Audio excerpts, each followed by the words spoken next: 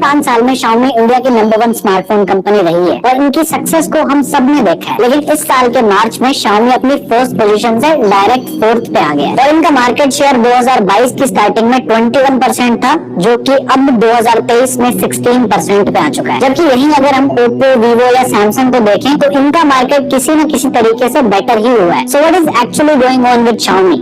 Prime reason से शुरू करते हैं, इनकी ब्रांडिंग। अब जरा ध्यान से समझना, एक ब्रांड को दूसरे ब्रांड से अलग उसकी मार्केटिंग बनाती है। जैसे वीवो है, उसने iQOO को ऑनलाइन के लिए छोड़ा और खुद वो ऑफलाइन जीत रहे हैं। सेम Oppo ने भी ऑनलाइन Realme को छोड़ा और वो खुद ऑफलाइन में जीत रहे हैं। अब Xiaomi ने भी किया तो कुछ सिमिलर ही है। इन्होंने 2 ब्रांड्स बनाए, एक Xiaomi का Mi और एक Redmi। लेकिन इन्होंने गलती ये कर दी कि ये लोगों को ब्रांड्स में फर्क नहीं दिखा पाए। जैसे आज भी लोग Redmi के फोन को भी Mi का बोलते हैं और Xiaomi के फोन को भी Mi वाला बोलते हैं, बस फर्क है दोनों के फोन प्राइसेस का। लेकिन अगर आपको Xiaomi के काम करने के तरीके का पता हो तो आपने देखा होगा कि ये लोग ऑफलाइन में ज्यादा ऑपरेट नहीं करते। इन्होंने अपना मेजर बिजनेस ऑनलाइन रह के ही बनाया है, तो इनकी ऑफलाइन में एक्सपर्टीज नहीं है। अब क्योंकि दोनों ब्रांड्स ऑनलाइन है तो इनके काम करने का तरीका सेम है, सॉफ्टवेयर सेम है एंड इवन कॉम्प्रोमाइजेस भी सेम है। अगर यही Xiaomi Redmi को ऑनलाइन रखता और Mi को ऑफलाइन ले जाके कुछ अच्छा एस्टेब्लिश कर लेता तो आज उन्हें ऐसे दिन नहीं देखने पड़ते, या एटलीस्ट Redmi फेल हो रहा होता, Xiaomi नहीं। वैसे फॉर एग्जाम्पल अभी Realme भी पिट रही है, लेकिन उसका असर Oppo पे बिल्कुल भी नहीं पड़ा, क्योंकि Oppo दोनों ब्रांड्स को सिमिलर लगने नहीं देता। उनके काम करने का तरीका, मार्केटिंग, सब कुछ बिल्कुल डिफरेंट है। इसलिए Realme पे जो नेगेटिविटी है वो Oppo तक नहीं आती। और जब Xiaomi से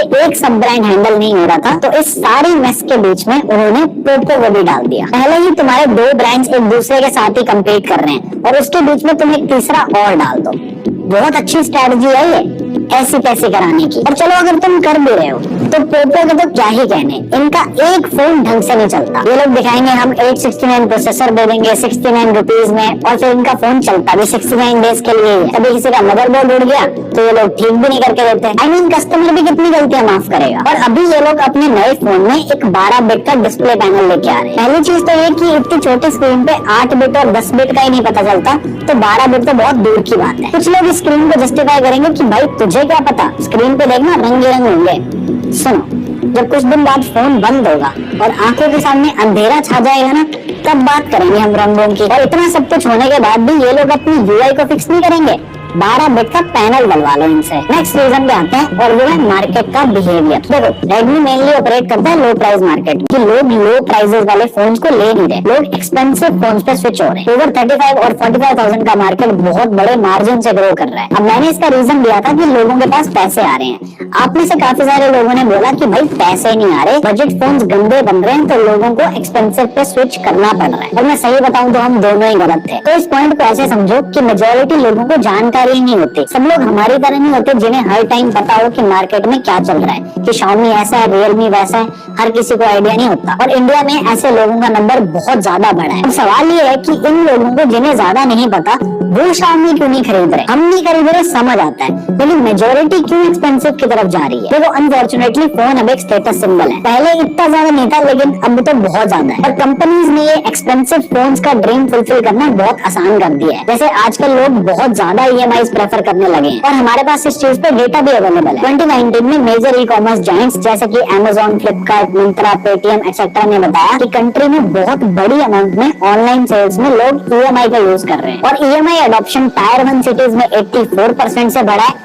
टायर 2 सिटीज में 140% से बढ़ा है और टायर 3 सिटीज में 145% से बढ़ा है। और कंपनीज को भी ये चीज समझ आती है, ये लोग EMI पे डिस्काउंट ज्यादा देते हैं, नो कॉस्ट EMIs ऑफर करते हैं। एंड इवन सैमसंग ने तो लोन फॉर फोन करके एक स्कीम भी निकाली हुई है, जिसमें सैमसंग का फोन खरीदने के लिए सैमसंग आपको पैसे देगा कम इंटरेस्ट रेट पे। सो क्योंकि फोन एक स्टेटस सिंबल है तो लोग चाहते हैं कि वो महंगे फोन लें, और अब महंगे में उन्हें Xiaomi, Realme नहीं जमेगा, उन्हें सैमसंग या एप्पल ही जमता है। और अभी तक क्या था, इंडियन स्मार्टफोन मार्केट का 75 to 80% शेयर 15,000 से नीचे वाले फोन होल्ड करते थे और ये लोग थे फर्स्ट टाइम बायर्स। अब पहली बार अगर कोई सस्ता फोन लेता है तो वो दूसरी बार में थोड़ा बजट को बढ़ाता ही है। तो जब 15,000 वाले फर्स्ट टाइम बायर्स नहीं होंगे तो ये दिक्कत तो आएगी। और Xiaomi अपनी वो ब्रांड वैल्यू बना नहीं पाया, इसलिए एक्सपेंसिव में उनको कोई लेता नहीं है और सस्ते में उन्हें कोई लेने वाला नहीं है। दोनों साइड में पिट गए। अब आपकी वाली आर्गुमेंट भी एड्रेस कर लेते हैं कि भाई 20,000 के अंदर फोन ही गंदे आ रहे हैं तो लोगों को बजट तो बढ़ाना ही पड़ेगा। अब यहाँ पे फिर से वही अपने बबल वाली बात आ जाएगी कि मतलब जिस बंदे के पास पैसे ही नहीं है वो अपना बजट कहाँ से बढ़ा देगा। 30-40 हजार एक फोन पे लगाना इंडिया में कोई आम बात नहीं है। यानी कि आपको कोई बोले कि यार 20 वाले फोन तो फर्जी हैं, कम से कम तुझे अपना बजट 30-40 तो करना ही पड़ेगा। वो बंदा बोलेगा कि यार मेरे को इंस्टा चलाना है, यूट्यूब चलाना है, व्हाट्सएप चलाना है, अगर ये सब चल रहा है तो मेरे को तो 20 वाला भी चल जाएगा। अगर फोन बॉर्डर लाइन हैंग नहीं होता तो छोटे मोटे बग्स आम जनता माइंड नहीं करती। हम नहीं है जो 24 घंटे फोन में घुसे रहते हैं और हमें ही चाहिए कि ये स्क्रीन 120 से 60 पे स्विच कैसे होगी, मेरी तो आत्मा निकलने वाली है।